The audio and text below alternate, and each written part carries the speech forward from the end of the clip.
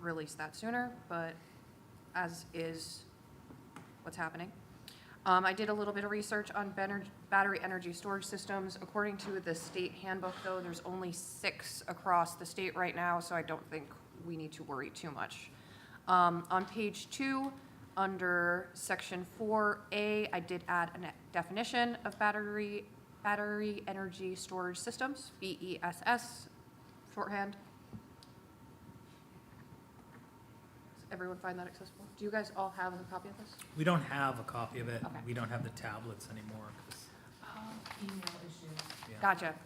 Okay, so the So- definition I put in is a physical container, structure, or facility comprised of one or more battery units, associated electrical equipment, safety systems, and controls designed to store energy for later use. BESS may be integrated into or co-located with a solar energy facility. Next section, section 5, administration and enforcement. I added a section C that says all BESS shall be subject to inspection by the code enforcement officer, and any significant change to battery type or location shall require review by the planning board. Next section I added was under section J, under section 6, specific application requirements, where it requires an emergency management plan for all anticipated hazards. I entered a subsection under that for system, including BESS. The emergency management plan shall detail fire suppression methods, thermal control, battery failure protocols, and 24/7 contact information for designated emergency liaison. Moving on. Under the decommissioning plan, I added a subsection that says the decommissioning plan must address safe and lawful removal, transport, and disposal of battery materials in compliance with the Maine DEP and federal hazardous waste regulations. An itemized estimate of the cost of decommissioning any BESS shall be provided, including environmental remediation if needed. The cost shall be updated every 2 years. A performance bond, letter of credit, or other acceptable financial mechanism shall be required to cover 100% of the BESS decommissioning costs. The owner or operator shall be fully liable for environmental remediation in the event of battery fire, leakage, or release of hazardous materials. So under section 4, which it reads an estimate of the total cost of decommissioning less salvage value of the remaining solar equipment other than BESS, I added in that item, an itemization of estimated major expenses, and it goes on. That section was just adding in the battery to that section. I also added into this section of the ordinance, applications proposing a BESS must submit the following: BES description type, i.e. lithium ion, rated capacity, kilowatts or megawatts, number of battery units, cooling, fire protection systems, site plan and layout, identify battery container locations on plan, code compliance certification. The applicant shall provide written certification that the BESS will be designed and installed in compliance with National Fire Protection Association, National Electric Code, Maine Uniform Building and Energy Code, and International Fire Code, and manufacturer and safety data sheets for batteries and cooling agents must be included with the application. Under standards for approval, I added section where it states BESS enclosure shall be located no closer than 250 feet from any existing residential dwelling unit and 100 feet from any property line. The planning board may reduce these setbacks with a written waiver from the affected abutting landowners. Under signage, I added a line that says clearly visible signage must be placed on all BESS enclosures, identifying hazard warnings, battery types, and 24-hour emergency contact information. I also added section H, noise standards. Noise from cooling systems or other operational components shall not exceed 55 dBA at any property line.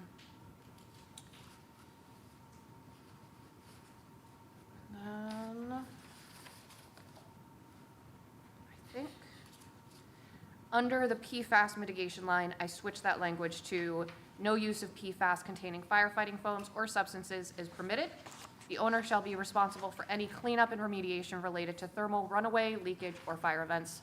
I did kind of do a little digging into that, and that is used pretty similarly in other ordinances out of state, and it seems like that is pretty legal.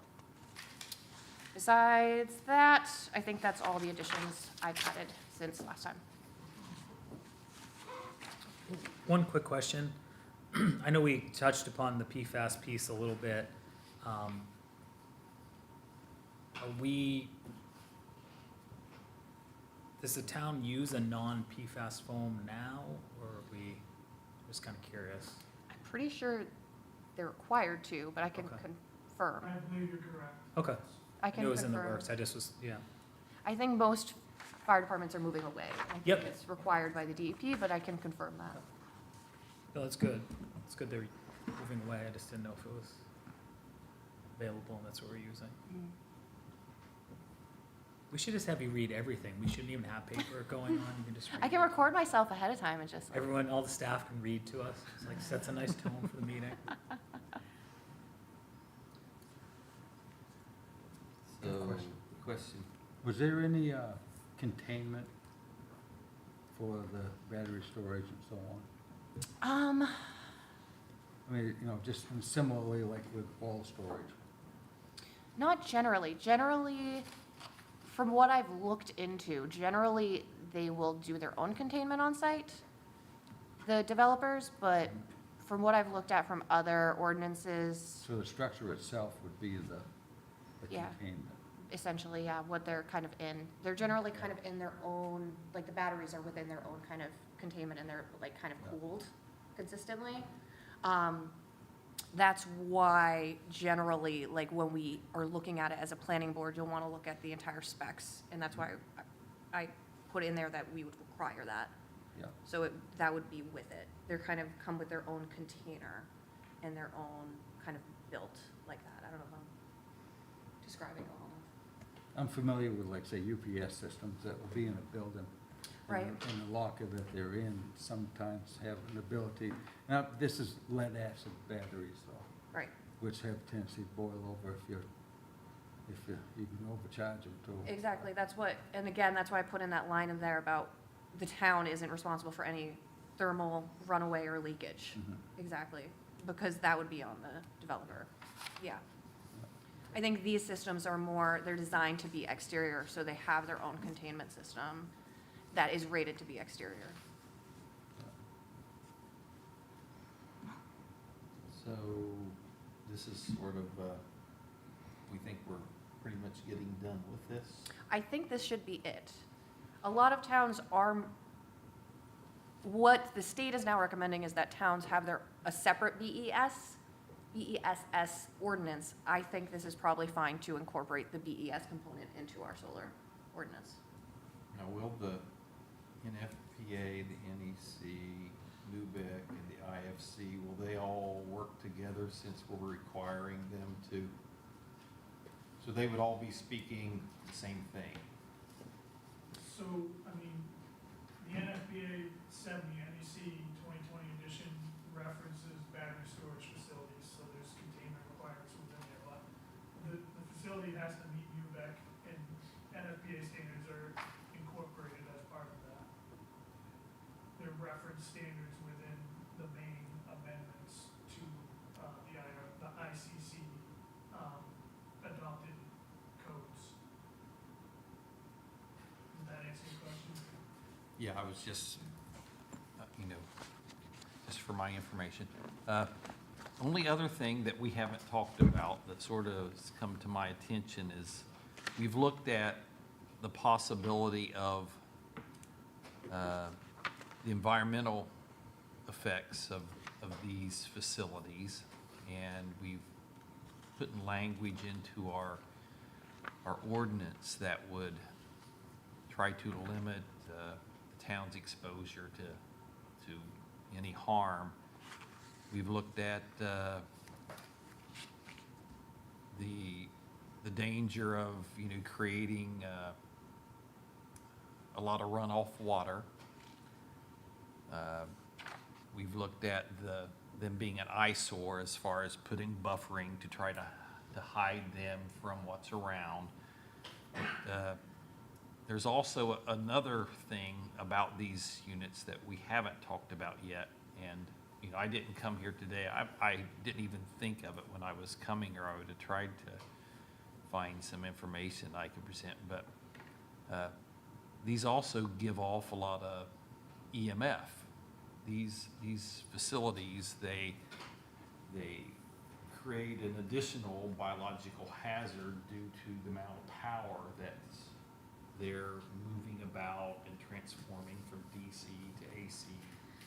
And you know, that's another thing that might be worthwhile looking at, is what kind of effect these might have on people, and if there's any information out there that we could gather that, you know, I know there's effects to people that live beside power plants, that are beside big transformer stations. The EMF does something to people biologically, and it would be worth our while to maybe to consider that also. You know, what you can't see typically you don't worry about, but it doesn't mean there isn't something there causing harm.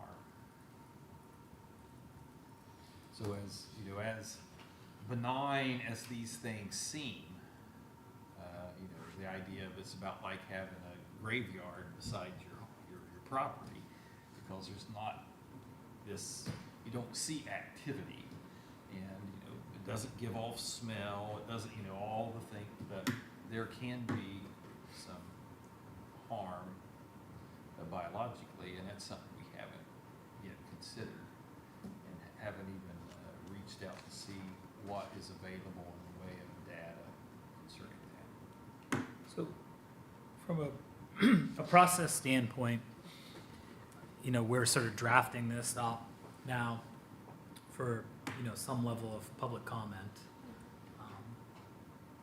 So there is opportunity for, you know, additional input from the public, you know, from experts. Also an opportunity for us to continue to add to this, which I think is good. I see the piece, there was, you know, the press release component, so, you know, I think it be interesting to see what we get for engagement. You know, the other thing that we hadn't really talked about is the ability to open this up for, like, you know, public comment. And, you know, even if we just did some sort of simple Google form or something where people could, you know, similar to how we surveyed people for the comp plan. Yep. You know, we could put that out there. You know, I think we'd want to see, like,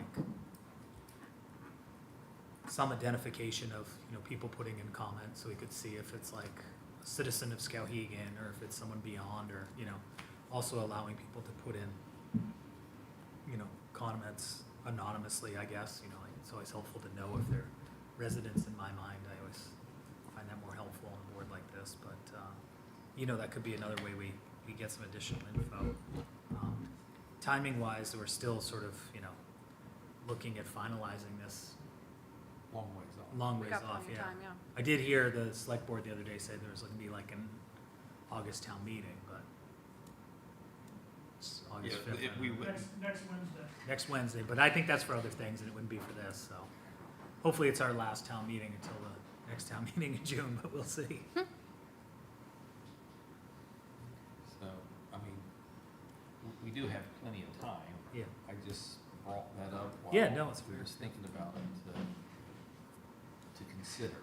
And one of the other things I don't think we addressed too was we never, and this was brought up before, the idea of, you know, the size of some of these projects creates a real hot spot, you know, an elevated temperature in an area, and there is data for all of that, and how it, you know, what kind of effect it has. I mean, you know, I'm not one to say if, you know, something has to be, you know, completely benign for it to be a good idea. Sure. But we're looking at what's in the best interest of the town, and a lot of these are popping up in our town.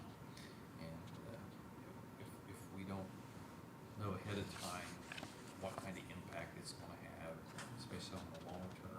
We might be doing the town a disservice by not tightening up requirements for putting something like this here.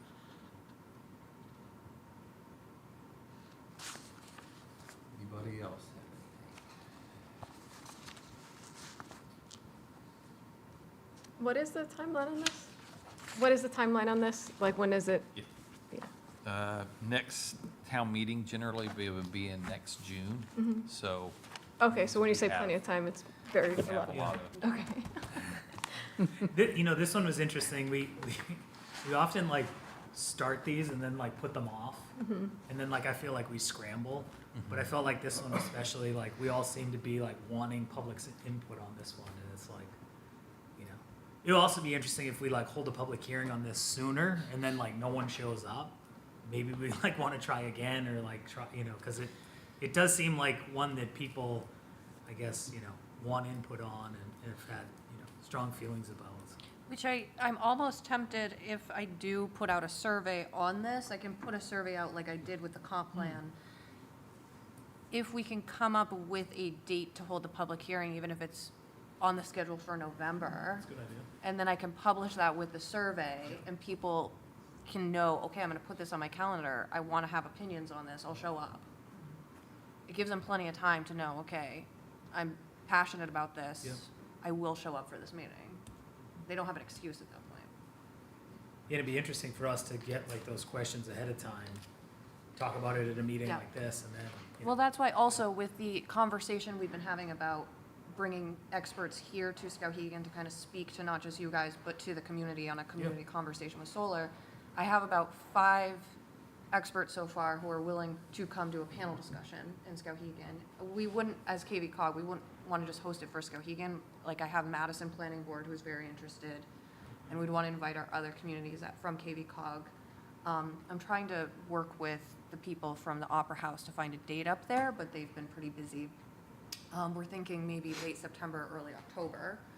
And I think that could be a good time too. With a survey, I would like to ask the community to give us their questions, so we can include their questions in the panel and then also provide kind of an open mic Yep. to allow the community to invite questions. I think that could really kind of help inform this discussion too.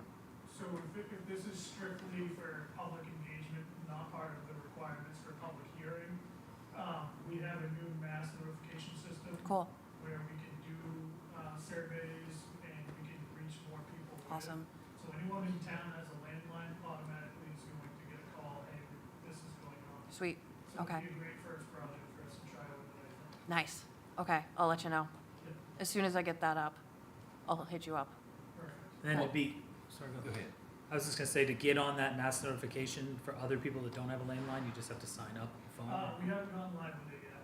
Okay. It's been put on the back burner for the last 4 or 5 months. Okay. So I'm picking the ball back up and try to get that project completed, but Cool. it should be done soon. It's really ready to go live, it's just I'm not ready to go. Sure. It will work for those who have ditched the landline. What's that? It can be made to work for those who have ditched their landline. Those folks will have to sign up, just Yeah. like they do now for notifications. So where does a person sign up? As soon as it goes live and I can throw it out there to the public where and how to go about doing that. Okay, question. You said as they do now. Yes, and you can sign up for notifications through our website as it stands today, for like bids, these meetings, select board meetings, all of those things. Very good. Any other questions, statements? Sound like this is good to send out?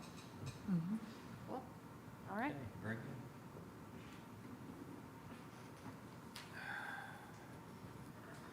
It's nice to be way ahead. I'll touch base on the last. Okay, we need to, under new business, we need to select a date for the joint meeting. seeing as how we only have one meeting a month,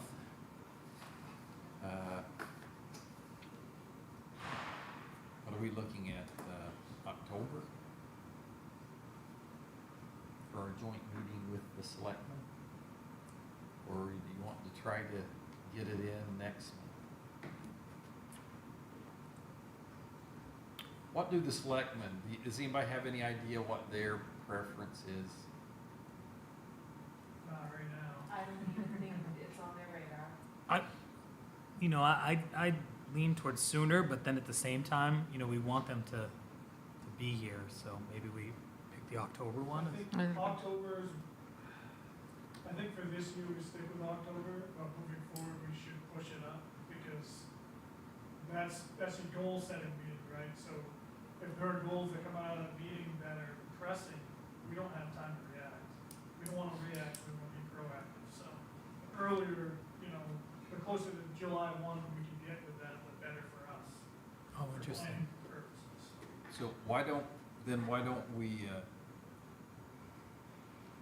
can just broach them, I mean, that's 30 days away, would be next month, Yeah. roughly. So why don't we can see if they want to do that then. We could go ahead and try to do it. Yeah, I can put an item on the agenda for next week and force them to talk about it then. See if we can get something. And then, when, we'll just leave it up to them. I mean, we can just say we have these 2 dates.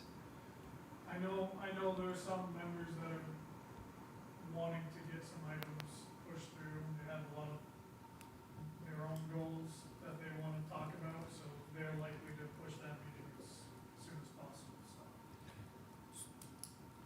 So we've kind of jumped into the topics of the meeting now. And so along those lines, are you meaning there's select people who have like ordinances they want changed? Absolutely, Yeah. yes. Yes. So I know I talked to the chair of the select board during tennis season, because our kids played tennis, and I know specifically he's talked to me about like overnight camping on public property. He had questions about the property maintenance ordinance as well. At one point in time, we had a conversation about yard sales in town. I don't think we currently regulate yard sales. No, So like I if mean, someone has a perma sale, If there's perpetual lawn sales and there's junk laying out there, then it's a stretch, but we might, those are tough without specific language. Yep. and I imagine there's probably others that they have as well. Those are the big ones. The one big one that's coming up that we need to work on for town meeting is the sewerage ordinance. That's an ordinance that, Oliver and Associates, the town's engineer for the pollution control center, is gonna help us, help guide us through that, so that we can meet the EPA standards, much less DEP standards. So we're looking at doing a pre-treatment permit for facilities like Giffords, so that we're compliant with our DEP permit for our facility. What's gonna drive that moving forward is an update to the sewerage ordinance, so that'll be coming at some point, pretty quick, I guess. So Should be. outside of Gifford specifically, how many other commercial properties need pretreatment? That's the only one right now. And is that based on volume or is that based on? I guess you could call it, it's a lot of different variables. Okay. And Don Zaluski's probably more better suited to Yep, answer those okay. questions. But slug loading is a big issue. And it's impacting our facility negatively and putting the town at risk potentially, so it's something we need to address, and we have been working to address for the last 9 or 10 months or so, maybe longer. What would they have to do as a pre-treatment? We would set limits. We've asked them to provide a pre-treatment plan. They have an engineer, Wright Pierce is their engineer they hired to help them through this process, so we're just waiting for that response, but it's really up to them. Would it be like a grease trap type, something similar to that? Something like that we've discussed numerous times, but then it's gotta be, you know, you've gotta calculate daily loads and, you know, the other issues that's in the shoreline zone, so. Mm. There are a number of issues, myself, Downey, and, our engineers working on with that facility specifically. So in that case, is most of that parcel in the shoreland zone, or is it just, yeah? Mostly, Okay. not all of it. No, I would say the main structure is not in the shoreline zone. Mhm. The one structure remaining in the shoreline zone is gonna come down at some point Mhm. in the near future, so. But there's a good portion of the property that's in the shoreline zone is likely the location where Yep. the holding tanks or, Yep. you know, other pretreatment facilities would be located likely. So the old Northeast Coffee would probably go, is gonna be toned down? I don't know what you're talking about. Way before my time, Rand. So Oh. it's the building closest to the stream, it's like Yeah. a warehouse, Yeah, yeah, got yeah, the you're loading right, docks. yeah. Yes, Randy. Really, that was really funny, because in my mind, that's not even that old. Back in Ryan's, Yeah. I was like, oh wow, that's, Well, I am the oldest one here. The wisest, the wisest. I don't know about that. Are we going to, in talking about the sewage ordinance, are we going to approach maybe a different direction in the plan of how to fund our There's been waste some treatment? thoughts thrown around, but I don't know where those are going at the moment. so, that's an interesting thought, because, to me, so much of that ordinance lives between both the boards, but then any fee conversation really falls on the select board, if they're headed in that No, direction. so. because the ordinance, that's one of the things that needs to be changed. We need to pull the fees out of the ordinance so that they can be changed by the select board, just like every other Oh, interesting. fee we have. Yeah. The $17.60 per unit is just not cutting it. Yep. So that's likely to increase. What it increases to, I don't know what Downey's gonna be asking for.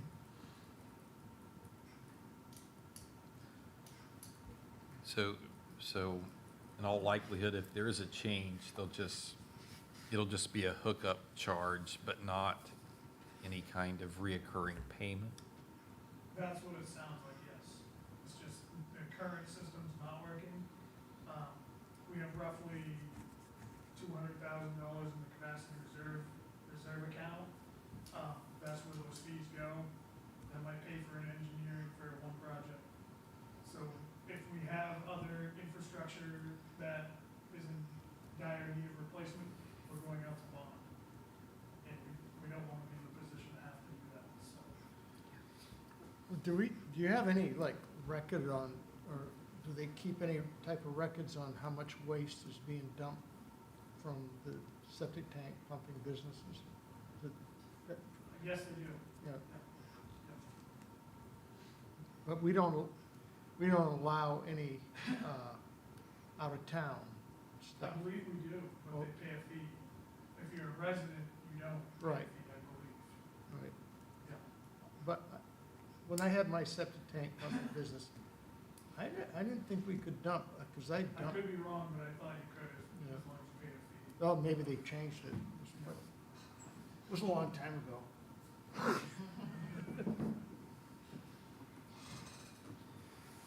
Okay, anybody here on the board have any suggestions of some other items that we would like to discuss with the selectmen? Solid waste probably should be on there for sure. We've got to do something because our office spends way more time dealing with trash complaints than it probably should have to be. There are other items in town that aren't being addressed that should be, but because you're tied up with enforcement action for health and safety violations, something's gotta give. I don't know what that what are the most common types of complaints you say? Trash, household trash, debris, because folks don't have the means to get it to a facility, so they just throw it in an old foundation hole or fill up junk vehicles with household trash. And then we've got a huge rat issue in this community. It's just exploding, so something's gotta give. How, do you have any ideas? I mean, what, If everyone had access to disposal, that would take care of it, meaning curbside pickup. That's really the only way you're gonna solve the problem, but that's a problem that Cindy's gonna have to sort out. We'll have to work together with Cindy to see what makes sense, but you mean like have the town responsible for picking up? possibly, I mean, that's one option. Would that actually save money? I mean, because if you didn't have commercial companies coming in here and picking up trash, you know, they may be bringing trash from out of town in their load. I don't think that'll stop. You know, if we just went strictly to curbside pickup, that there's no way of regulating that, it's still gonna happen. Maybe on a larger scale. Who knows? So, question or, you know, something I think about, how many of those complaints are, you know, rental situation and tenants, would you say? 50%, maybe more, maybe more. Just for reference, 33 Butler Street was one of those properties. That cost us $16,000, $16,000 or $18,000 that the town paid to clean it up. We haven't been reimbursed yet. Probably not going to be. 13 Harding Street, $32,500 the town paid to clean that property up. That property's back to being the same shape it was when I cleaned it up last winter. Mm-hmm. And we've got to start this process over again, so. Yeah. Is it occupied property or? It is Yes. occupied property. So that's an item that I'm gonna be discussing with the select board next week to see how we move forward with this, because Do it's you, gonna cost us again. do you have a guesstimate on how much you've spent to date cleaning up properties? Well, I'm the only one in recent years that's attempted to do anything like this, so. And partly due to the fact that we got a new ordinance in 2022. But, you know, that we're, just those two properties, we're pushing $50,000. Where does that money come from? What's that? Where does the money come from to do clean up? So we asked the select board to pull it out of sale of town-owned property reserve account. That money could be better used elsewhere, but we don't have a fund to clean up properties. And in order to have a fund to clean up properties, that means we're going upstairs and asking for money. We're doing our best to toe the line and keep our budgets low so the taxes can stay manageable, but this is an issue everyone's dealing with, so at some point, I think we're gonna have to just bite the bullet and figure out what makes sense to put in the budget and ask, see what shakes out. What? Describe to me how you spend $32,000 on cleaning up a property. I'm trying to get in my head what it is that's, Well, it's attorney's fees for one, and then, of course, hiring a contractor to go in there and clean the property up. so basically it was the cost of litigation Yeah, that really is a large part of that. yeah. So, And the 13 Harding, there was also fines placed on that property. I think our total cleanup for the contract was 10 grand or so, something like that. The rest of it was attorney's fees and daily fines. so describe to me what a 10 grand cleanup would consist of. That's hauling in dumpsters, use of equipment, whatever the contractor decides they're gonna do to clean the property up. And we save money by the town ordering the dumpsters at our cost. So basically you're saying it's much more than a construction dumpster that was required to clean Yeah, that. I mean, you're talking 50-yard dumpsters and an excavator with a thumb in a lot of cases. What was in that stuff? what wasn't. Is it, A lot of these cases too, you're getting cleaning crews who are dealing with hazmat situations as well, Yeah, I mean, we're talking. especially with you go to mice and rat property- infestations. This property especially, you go there and there's dirty needles all over the ground. I mean, it's not a good situation. I think we send the bill to Governor Mills, who was giving away free needles. Let me see. The, so is there a lien placed on these properties because of this cleanup? So, I don't know where we are at in the process, but, we can do a tax lien, start the tax foreclosure process. And then Ken mentioned today, this morning to Aaron, that we could maybe be able to use the real estate foreclosure process, which is faster, 90 days or less, but it costs money. I've asked, Aaron reached out to him to see what the cost is, so that we can make an informed decision, but we haven't heard anything as of now. So, in those two situations, are those owner occupied or are those rental? Both were owner occupied. Okay. One situation was an elderly person allowed others to move Yep. in and help pay the bills, and now they're tenants. Yeah. Mm. Yep. There's likely elder abuse, but she won't confirm or deny one way or the other, so. There's two of these cases, but is this pretty common, it sounds like? It's very common, yes. Very common? Yeah, another one 2 years ago was Savage Drive. We ended up doing, they ended up cleaning it up themselves after selling it. They sold the property, someone else cleaned it up. But I had to go in and condemn the place, board it up, that's happened 2 or 3 times, so. And there are a lot more properties around, I mean, just drive around, take a day and drive around this town. And the barrier is often transportation for the residents not. That's what, I mean, that's the biggest comment we receive.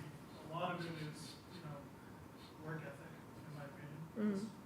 This is the one, that's the truth of it. People just, elbow grease is free, but you just don't see people out there taking care of their properties. There's just no pride anymore. It's all boils down to. So those two were just single property instances. Do you find a lot of them are in places where there's a lot of rental units, all under same ownership? Yeah. Maybe not multiple units on one property, but they're rentals. I mean, we have well over 1,500 rentals in the downtown, so And half of the problems are in the rentals.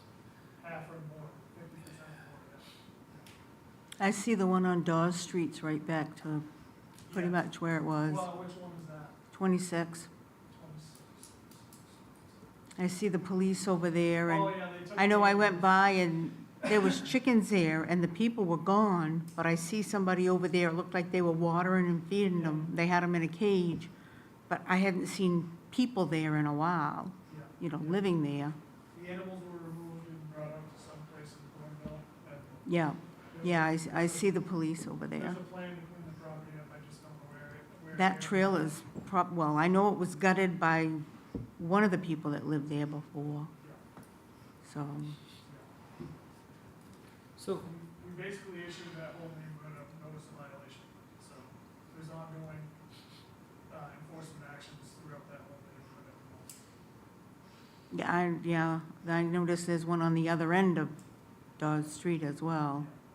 That's pretty rough. So solid waste, does that enter in any other ordinances that enters into besides just the solid waste ordinance?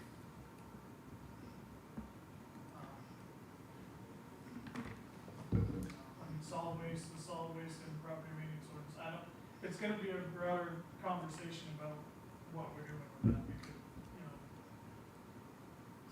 like I said, something's gotta be done. It just can't be the people that care about their property take care of it all the time. It's just, enough is enough.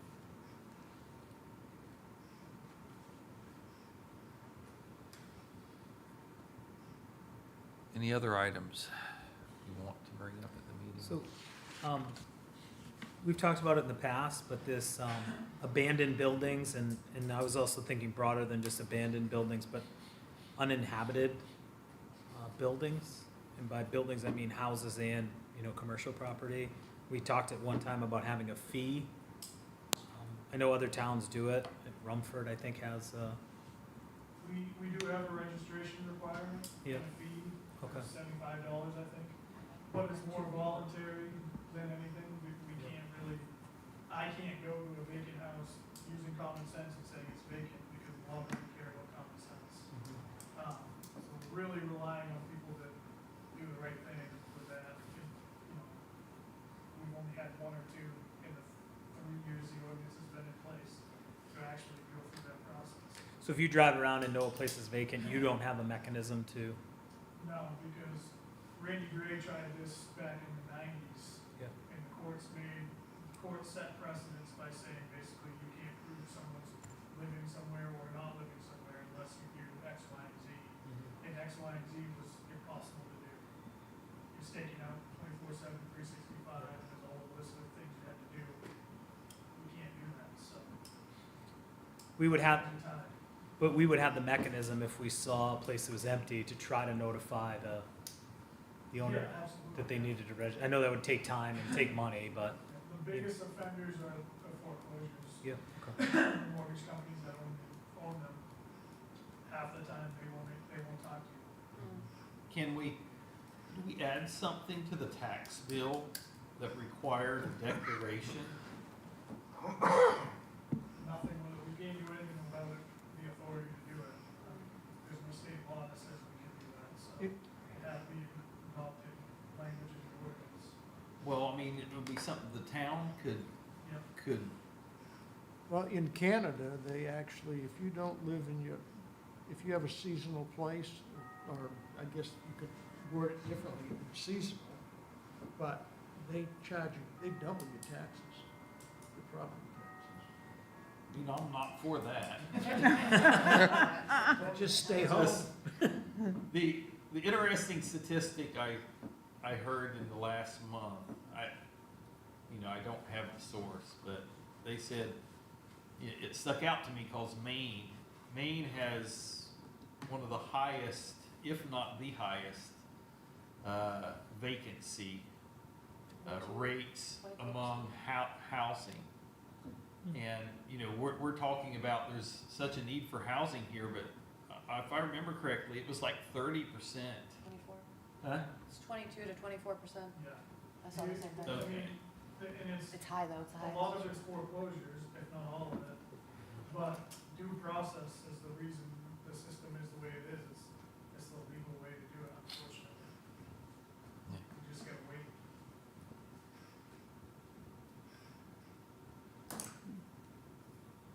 We were up in Jackman this afternoon, actually, and they were discussing the same thing, because they're, just redid their reappraisal, and one property on the lake that was valued a few years ago at 40,000, now the land value alone is 340,000, and the house is up to $1 million, because they're dealing with the same issue of out-of-staters coming in buying seasonal, and they're trying to figure out how, if they can possibly tax seasonal for higher. Makes sense, it's happening all across the state right now.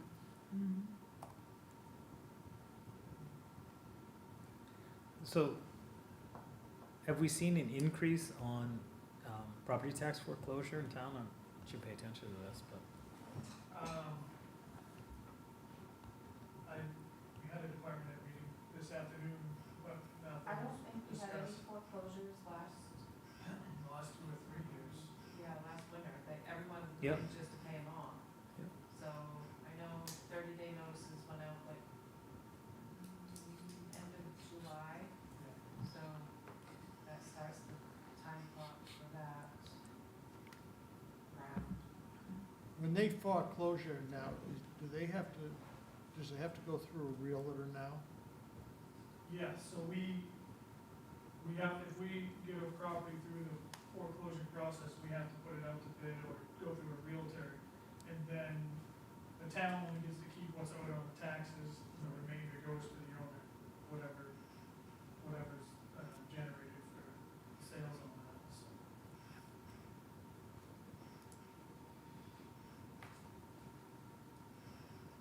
I had one more. Ed? I was curious, just kind of watching this, issue in Madison with the, cannabis retail location on 201. And just from reading the article, it seemed like the ordinance in Madison that they had originally wasn't compliant or wasn't, that was one of their issues at first was, Do you want me to answer this? yeah, please. They had the enforcement authority with the original ordinance to do something. Oh, they did, okay. Yeah, absolutely, 100%. Same ordinance we have. So. That's what I wondered, so. Is that, Is- Well, essentially what happened, I wrote the ordinance, the one that they did. So what happened was the state told them last December, they voted at town meeting to allow medical and recreational. okay, The first ordinance they had basically didn't allow anything okay. in the town. So the Office of Cannabis Yep, went to Denise, they had 5 medical in town and told them that essentially all of them are illegal since you don't have an ordinance that allows it, even though you voted it in town meeting. So last summer, we worked to construct 2 ordinances that didn't allow recreational, allowed medical. okay, The town, the planning board and the town wanted to cap cannabis stores at 3. They allowed 5 of them to operate as 2 as non-conforming, but as soon as those 2 closed, it would go down to 3. yep, We passed it at town meeting last October. yep, Come April, and this is all public through meeting records, you guys can look back at the planning board meetings if you want to. They found out in April from the state medical cannabis office that Simple Twist Yep. was operating without a license since last July. okay, Jeff Drew, the CEO, went and put a notice on the guy's door in April, letting him know that he was operating without a license from the state, and he then was put in conflict with the ordinance, and they shut him down, and they took him to court. So, because he was, in order to get a license from Madison, you need to be licensed through the state, which he was not. okay. So our current ordinance allowing the one that's grandfathered is compliant as far as this, okay. So we don't need to talk about that with the select board then? No, we can't regulate medical caregivers operating out of their own home, but they cannot be retail, they can't do anything retail. And they can't have, that's through the marijuana ordinance.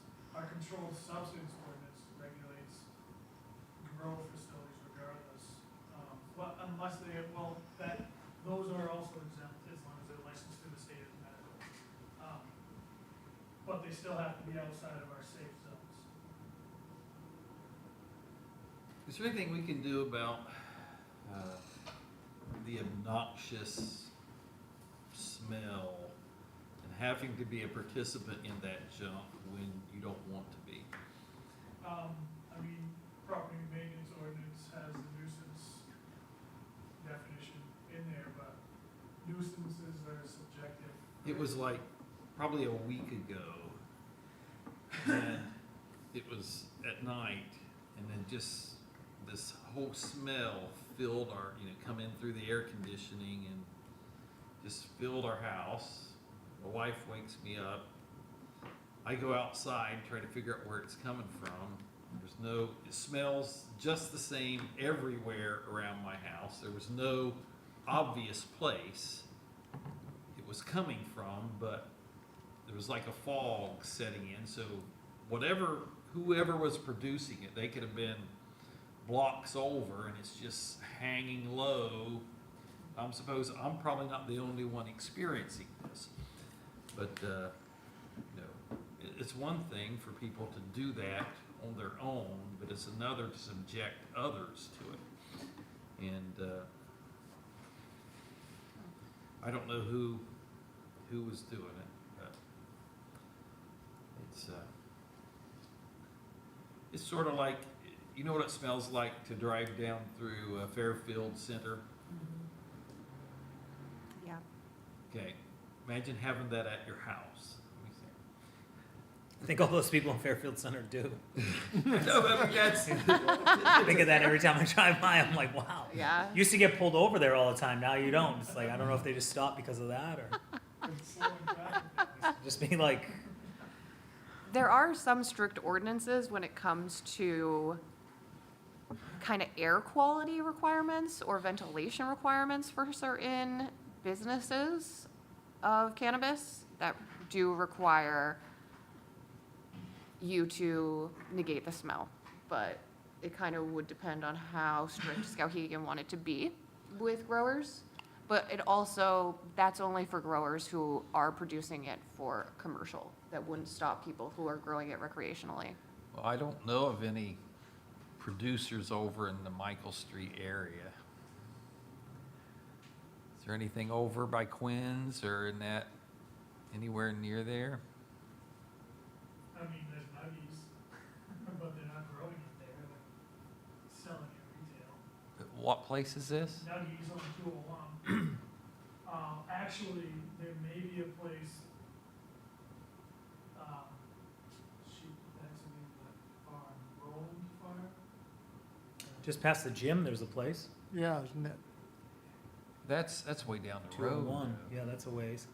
But it wouldn't take a lot if somebody had a setup in their house and they had it vented. Yeah. That's all it would take to create that effect in a neighborhood like Michael Street. It doesn't take much. No.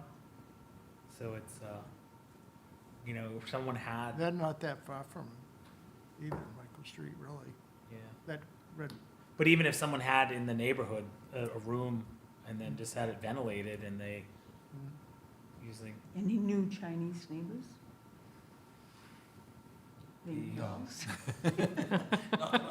you know, and to be Yeah, honest, yeah. it's like a time of year thing too. It is. It's very much a time of year. Like if someone in their backyard, in your neighborhood, this, yeah. I mean, this was like 2 in the morning. maybe you got a lot of They water 'em. skunks. Well, it's just what I was gonna mention, you might have a distant run of a skunk somewhere, you're in Oh, the right this- spot. He seemed to know. Skunks are pretty, I've got a couple Do you in deal with my, I've got a any, couple in my like, yard. You know, smell complaints right now? No. No, not really. We did have one for, oh my goodness, what's the name of that street? There used to be the automobile repair shop there. French Street? Chestnut, yeah, Chestnut Street. There's a legend they grow in that little garage, but I don't know. That's the only complaint I've got. It's, now, it's illegal to be smoking that while you're driving. Is that correct? Yes. I've seen plenty of vehicles where I don't know how the person saw outside the vehicle. Well, some of those, is it marijuana or those e-cigarettes? What? Oh, the vape? Vape pens. Holy jeez. Unless they're making them in marijuana flavor or They could be. smell. No, they do, they do. Like have- Chicken John.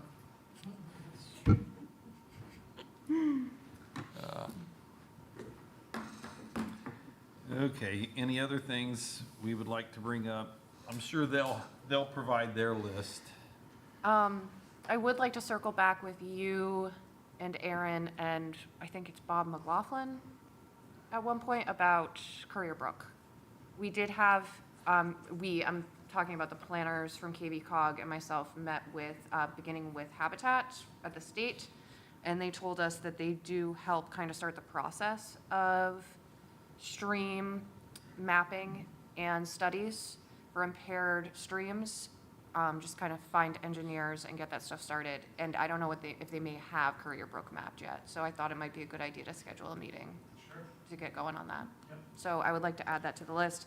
I may not come to that meeting. I may send Turner to get started with that. Have his first go at a select board, planning board meeting, but I'll probably add that to the agenda to just get that meeting scheduled. Mr. Chairman, may I Yes, be sir. Yes, excused ma'am. for a minute? May I Sorry. be excused for a minute? Yes.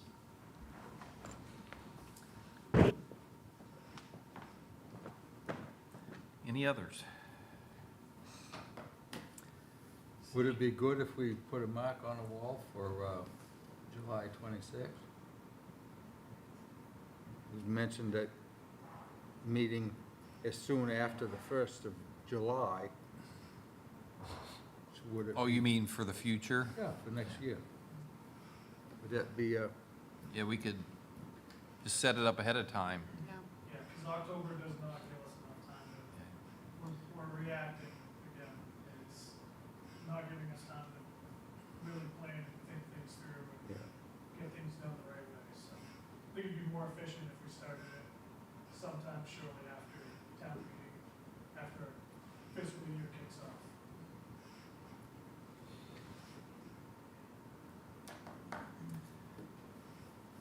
Okay, any others? Seeing none, we'll move. The next item, comprehensive plan update. We don't have anything with that. And so no selectmen here. Brian, what do you have for us? I'm good. You're good? Okay, Aaron, do you have anything? No. Dan? I took a ride to Pennsylvania. I drove 24 hours. And I noticed one thing once I left the state, that solar installations, if they're in fact out there, they're hidden very well. Because I saw two the whole way. And I said, this is kind of strange. But anyway, I thought I'd just point that out. Yeah. I don't have anything. All good. Okay, I'm good. You good? Yeah. I'll entertain a motion to adjourn. So moved. We have a second? Yeah. Okay, second. All those in favor, please raise your hand.